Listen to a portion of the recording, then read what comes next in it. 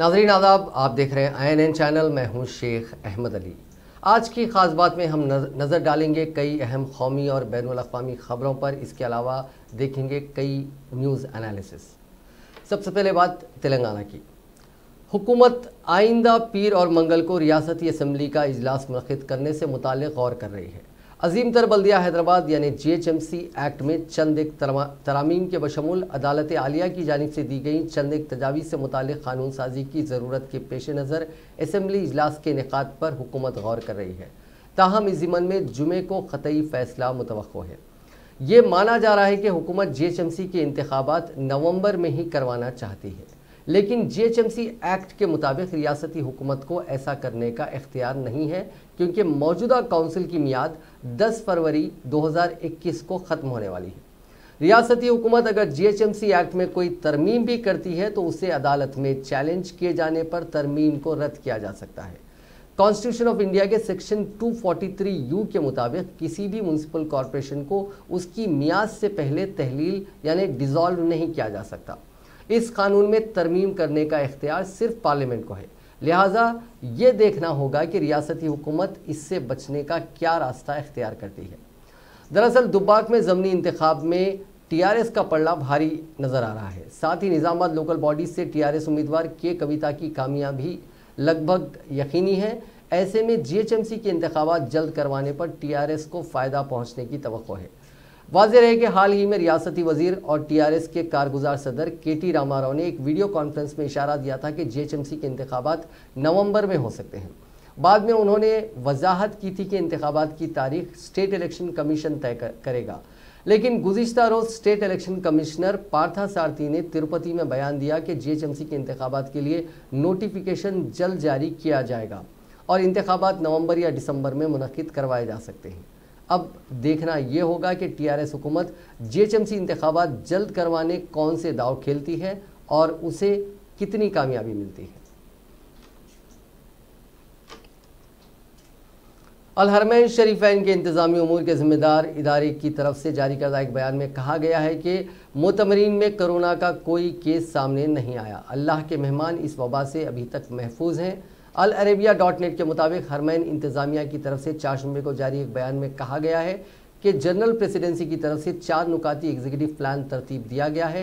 उनमें अहम तरीन मोतमरीन और ज़ायरीन का तहफ़्फ़ुज़, मुक़द्दस मकामात की सफाई, मोतमरीन की आमद और रज़ाकाराना सरगर्मियाँ शामिल हैं। दूसरी जानिब इस्लामी ताउन तंजीम ने उम्रा मनासिक की मरहलावार बहाली पर सऊदी अरब की खिदमात को सराहा है और OIC के सेक्रेटरी जनरल यूसुफ अल उस्मैन ने एक बयान में कहा कि सऊदी अरब ने उम्रा ज़ायरीन के तहफ़्फ़ुज़ के लिए मुनासिब हिफाजती इक़दामात किए हैं। उन्होंने उम्रा की बहाली के लिए खादिमुल हरमैन शरीफैन शाह सलमान बिन अब्दुल अज़ीज़ और वली अहद शहज़ादा मोहम्मद बिन सलमान की तरफ से दी गई हिदायत को इंतहाई मुनासिब और माकूल करार देते हुए कहा कि अल्लाह के घर में आने वाले उम्रा ज़ायरीन की हिफाजत और सहूलत के लिए किए गए इक़दामात काबिल तहसीन हैं।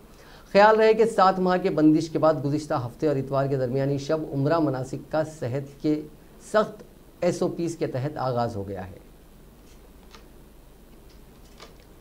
फ़िज़ाइया के सरबराह air chief marshal RKS Bhadauria ने आज मुल्क को यकीन दिलाया कि एयरफोर्स दिन रात मुल्क की फ़िज़ाई सरहदों का दिफा करने और किसी भी सूरत हाल से मजबूती से निपटने के लिए तैयार है। एयर चीफ मार्शल भदौरिया ने एयरफोर्स के 88वें यौम तासीस के मौके पर फ़िज़ाइया के जवानों से खिताब करते हुए कहा कि उन्हें मौजूदा और मुस्तकबिल के चैलेंजों को जहन में रखते हुए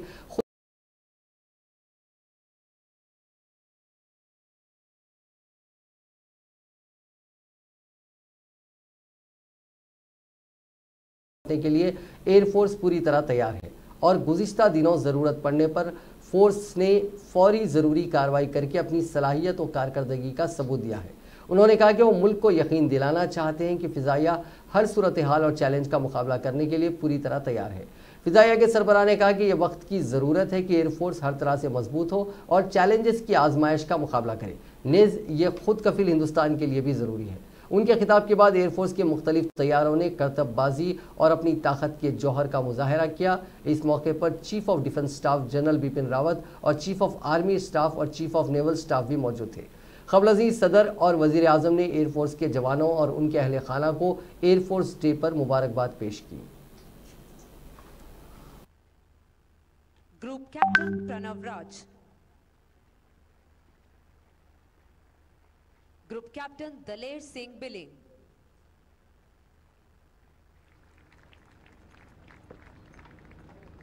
Group Captain Rajesh Agarwal. Wing Commander Amit Ranjan.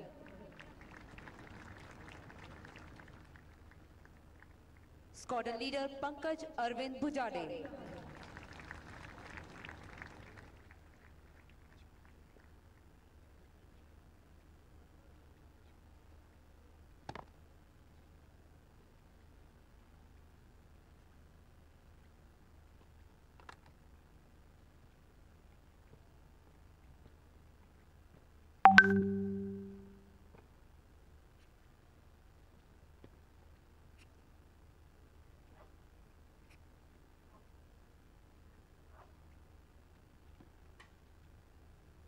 Squadron Leader B. Karthik Narayan Reddy.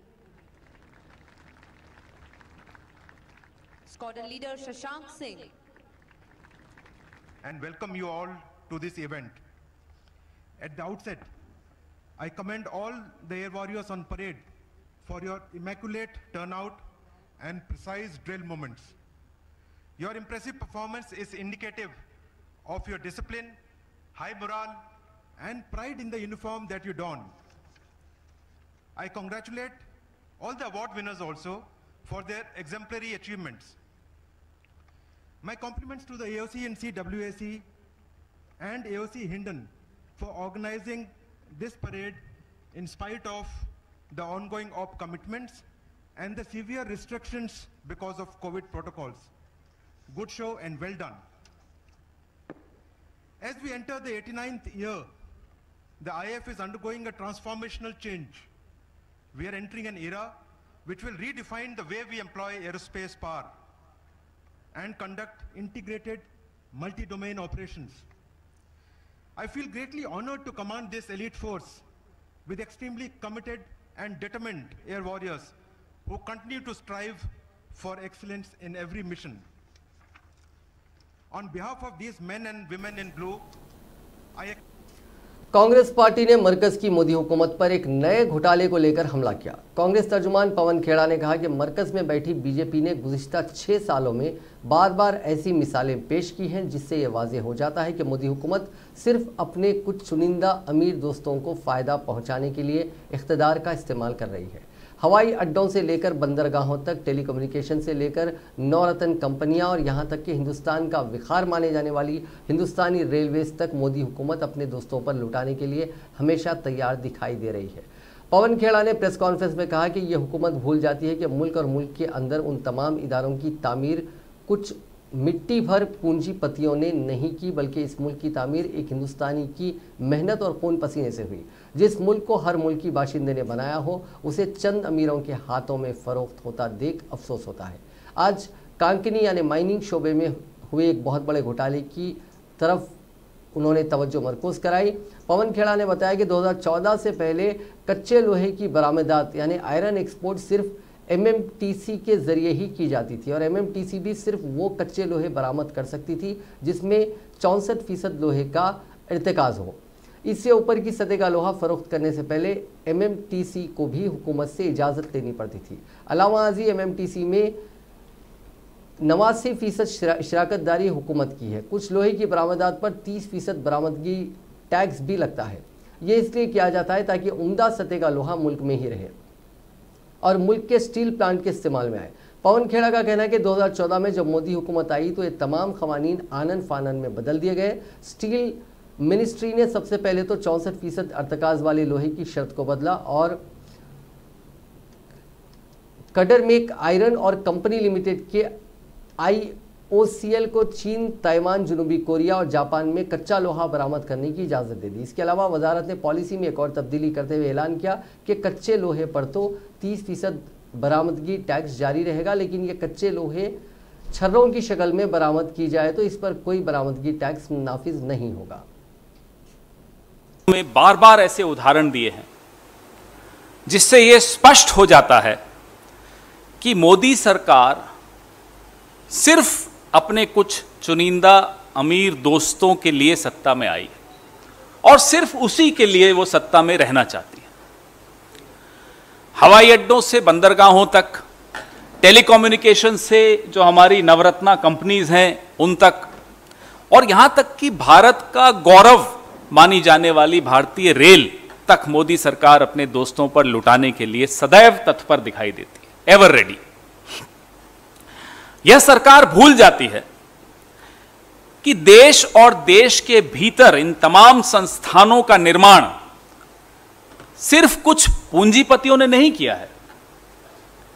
इस देश को एक एक ईंट जमा जमा कर, सजा सजा कर, इसका निर्माण एक एक भारतवासी की मेहनत, उसके खून और पसीने से हुआ।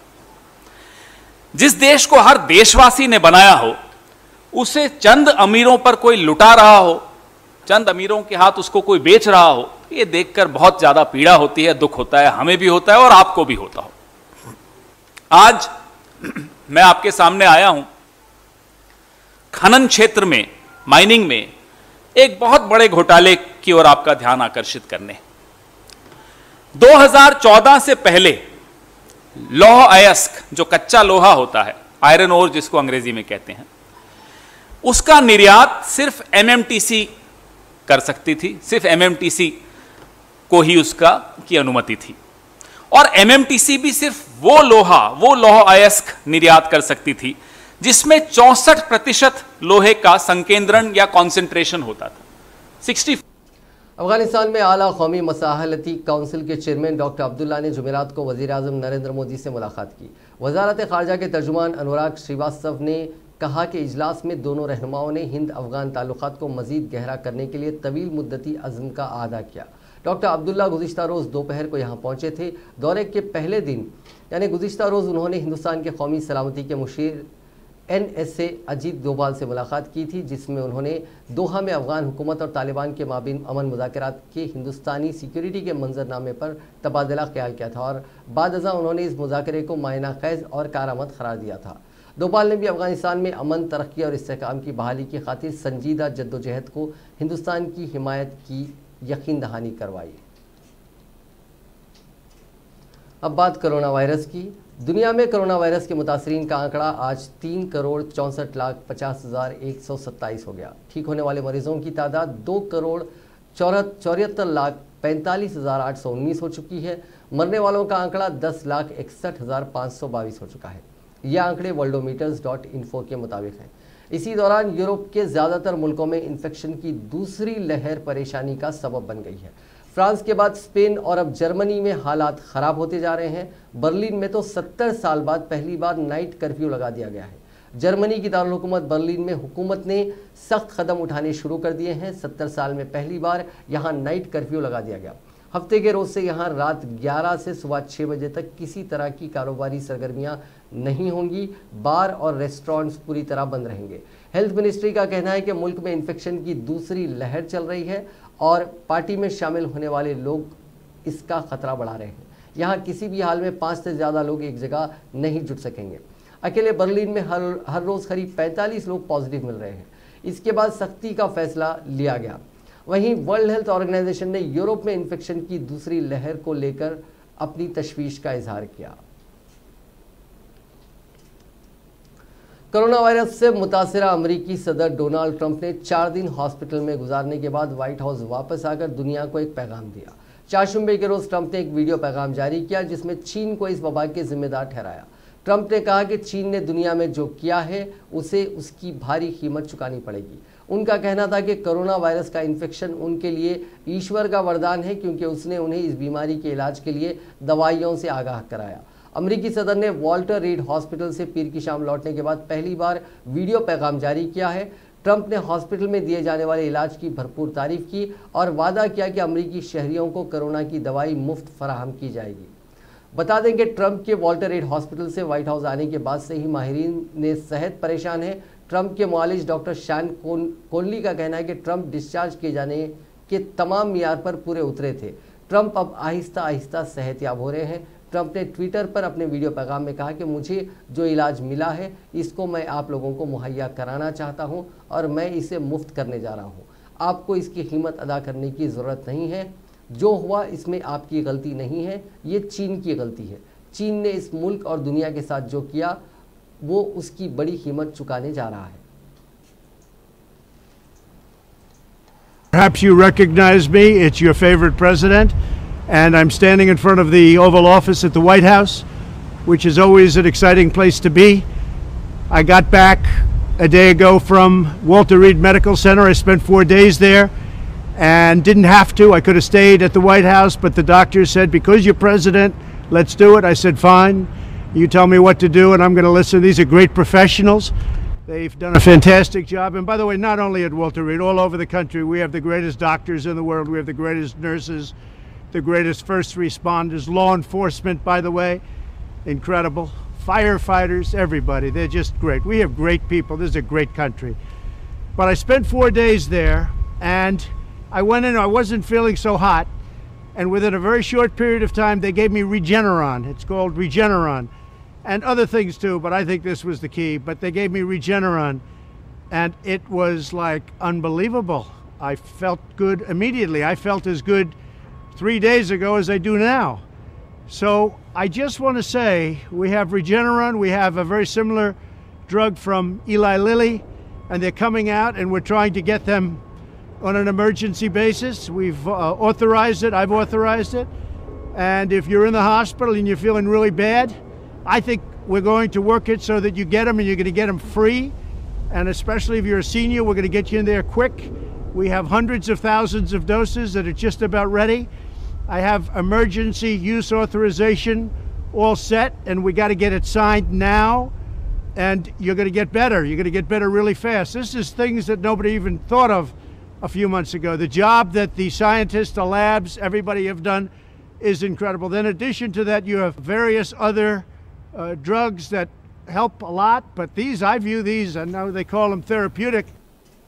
बैनुल-अक़वामी शोहरत याफ्ता अरबपति बिल गेट्स ने कहा है कि कोरोना वैक्सीन की बरवक्त तैयारी उसकी कामयाबी और वसी पैमाने पर इस्तेमाल की सूरत में सिर्फ अमीर ममालिक में सन 2021 के अख्तिताम तक कोरोना की वबा को शिकस्त दी जा सकेगी। माइक्रोसॉफ्ट कंपनी के बानी बिल गेट्स का कहना है कि कोरोना की वबा से सबसे पहले दौलतमंद ममालिक, इसके बाद तरक्की पजीर और आखिर में गैर तरक्की याफ्ता ममालिक निजात हासिल करेंगे। उनका कहना है कि कोरोना को शिकस्त देने का इन्हिसार उसकी वैक्सीन की तैयारी, उसकी कामयाबी और वसी पैमाने पर तकसीम पर मुनहसर है। अमरीकी अखबार द वॉल स्ट्रीट जर्नल को दिए गए एक इंटरव्यू में उन्होंने कहा कि बहुत से ममालिक में कोरोना की वैक्सीन की तैयारी के दावे किए जा रहे हैं, मगर उनकी कामयाबी का फ़िलहाल कुछ नहीं कहा जा सकता। ज़िंदगी मामूल पर आने में अभी वक्त लगेगा और सबसे पहले मामूल पर ज़िंदगी सिर्फ अमीर ममालिक में आएगी। उनका कहना था कि कोरोना की वैक्सीन की तैयारी के बाद उसकी अमेरिका में तकसीम और दूसरे ममालिक को फराहमी में इख्तिलाफात भी पैदा हो सकते हैं। ख्याल रहे कि बिल गेट्स ने बिल और मेलिंडा गेट्स फाउंडेशन को $36 बिलियन फराहम किए हैं। इस इमदाद से गरीब ममालिक और सेहत के मसाइल से दो चार ममालिक को कोरोना की रोकथाम में ताउन फराहम किया जाएगा। हिंदुस्तान में पिछले 24 घंटों के दौरान 83,191 लोग कोरोना से ठीक हुए हैं, जबकि इसी दौरान 78,524 नए लोग इस जानलेवा वायरस की जद में आए हैं। इस तरह से मुल्क में कोविड-19 के एक्टिव केसेस में 5,458 की कमी आई है और अब ये घटकर 9,02,425 पर आ गई है।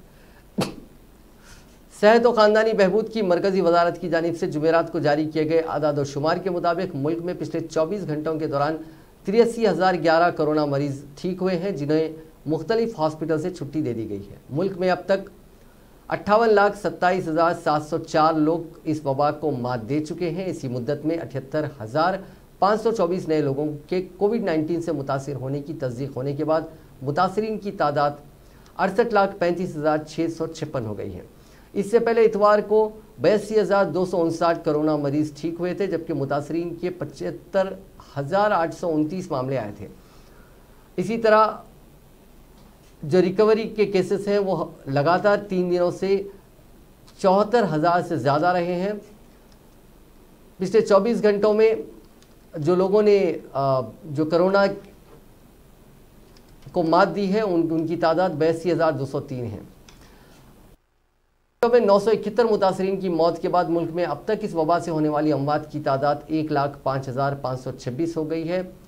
फिलवक्त मुल्क में जो कोरोना के केसेस हैं उसमें रिकवरी का रेट 85.25% है, जबकि एक्टिव केसेस का रेट जो शरह है वो 13.2% है और जो अमवात की शरह है फर्टिलिटी रेट है वो 1.54% है।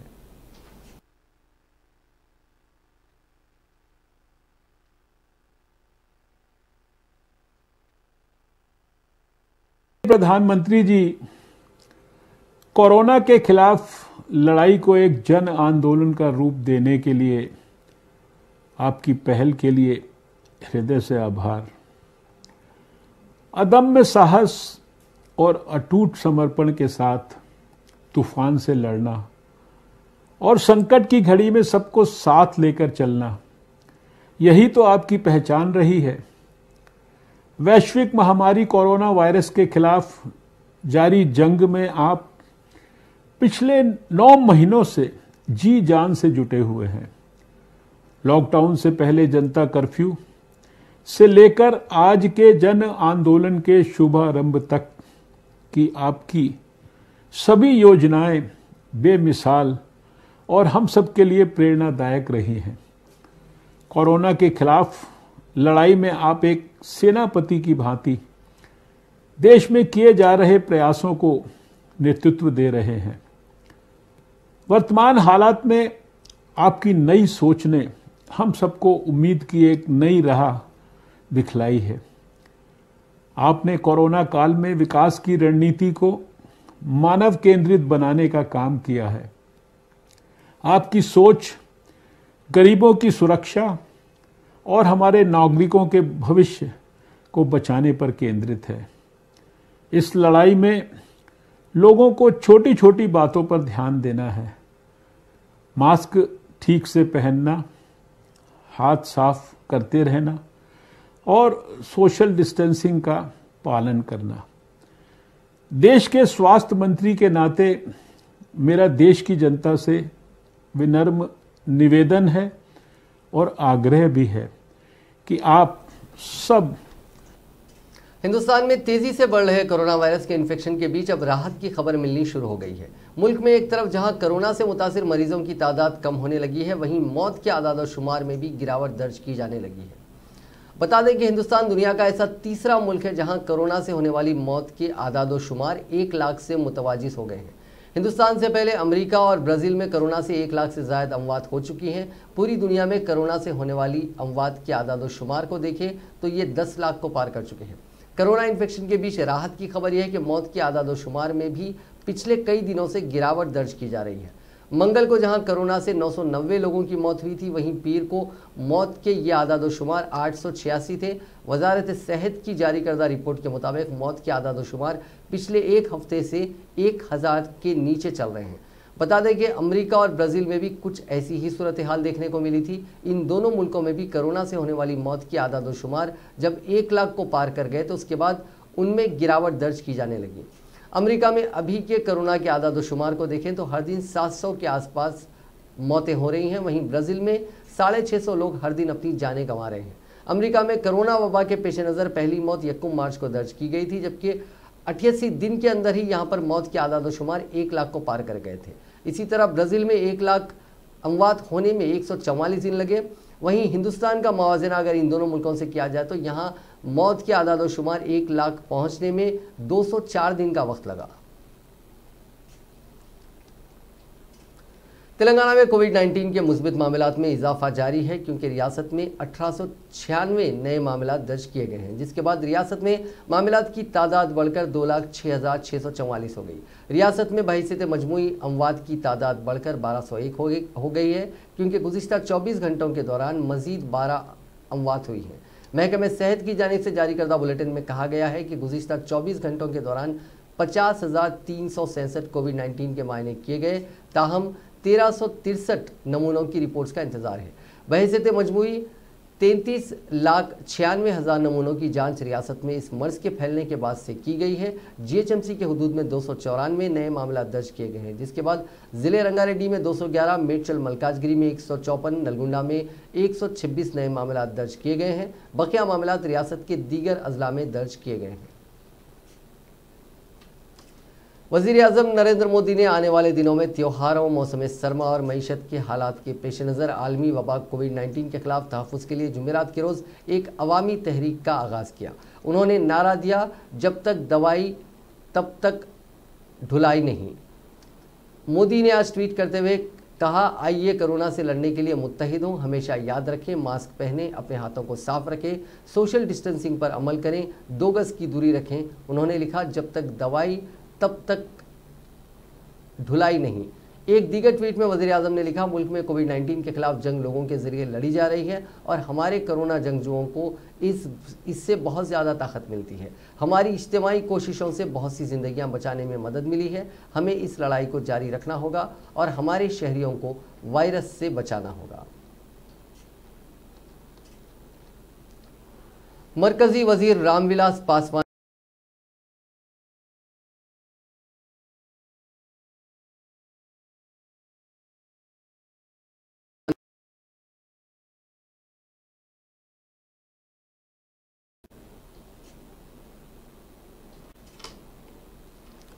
सियासत भी अजब चीज़ होती है। अपने मैदान में नाकाम रहे लोग कभी कभी सियासत में बड़ा नाम कर जाते हैं और कभी कभी माहिर खिलाड़ी भी सियासत के मैदान में नाकाम साबित होते हैं। बिहार के साबिक डीजीपी गुप्तेश्वर पांडे का मामला भी कुछ ऐसा ही है, जिन्होंने रजाकाराना तौर पर अपने ओहदे से सुबुकदोशी हासिल की और बक्सर सीट से सियासी ज़मीन तलाश करने लगे। लेकिन साबिक हवलदार परशुराम चतुर्वेदी ने कुछ ऐसा दाव चला कि गुप्तेश्वर पांडे के अरमानों पर पानी फिर गया। दरअसल गुप्तेश्वर पांडे ने सियासत में कदम रखने के साथ ही खुद को बक्सर का बेटा और बिहार का सिपाही कहना शुरू कर दिया था। ऐसा लगने भी लगा था कि ये सीट जेडीयू के खाते में चली जाएगी और टिकट गुप्तेश्वर की झोली में आ गिरेगा। लेकिन पुलिस मुलाजिमत में हवलदार के ओहदे पर फायज रहे किसान रहनुमा पुरुषोत्तम परशुराम चतुर्वेदी ने इस सीट से बीजेपी के टिकट पर मैदान में उतरने का फैसला कर लिया। बस इसके बाद हवलदार रहे परशुराम चतुर्वेदी साबिक डीजीपी गुप्तेश्वर पर भारी पड़ गए। एनडीए की नशिस्तों की तकसीम में बक्सर सीट बीजेपी के खाते में चली गई और परशुराम चतुर्वेदी को बीजेपी ने वहां से उम्मीदवार बनाया।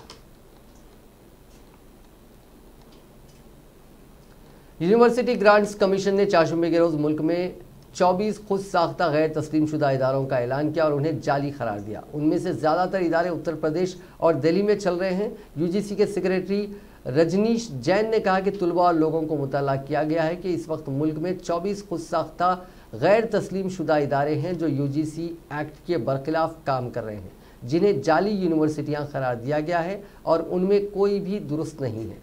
डिग्री देने का भी कोई हक नहीं है। उनमें से 8 यूनिवर्सिटियां उत्तर प्रदेश में, 7 दिल्ली में और 2 उड़ीसा और मगरबी बंगाल में चल रही हैं। कर्नाटक, केरला, महाराष्ट्र, पुडुचेरी और महाराष्ट्र में भी जाली यूनिवर्सिटियां हैं।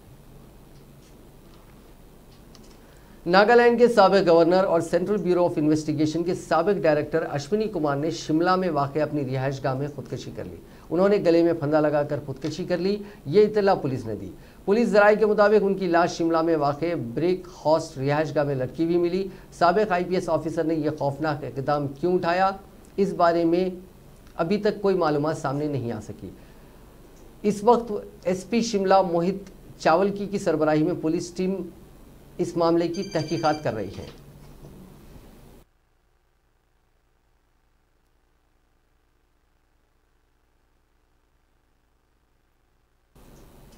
मुंबई पुलिस कमिश्नर परमबीर सिंह ने आज एक बड़ा खुलासा किया। उन्होंने बताया कि मुंबई में फर्जी TRP का रैकेट सामने आया है। कुछ चैनल्स फॉल्स TRP का रैकेट चला रहे हैं। ये लोग नंबर 1 बनने के लिए पैसा देकर फॉल्स TRP बटोरते हैं। उन्होंने बताया कि इस मामले में 2 लोगों को गिरफ्तार किया गया है। पूछताछ में रिपब्लिक समेत 3 चैनल के नाम सामने आए हैं। उन्हें समन भेजकर पूछताछ के लिए बुलाया गया है। हटके कहूँगा, एक नया रैकेट जो कि मुंबई पुलिस के हमारी क्राइम ब्रांच के हाथ लगा है।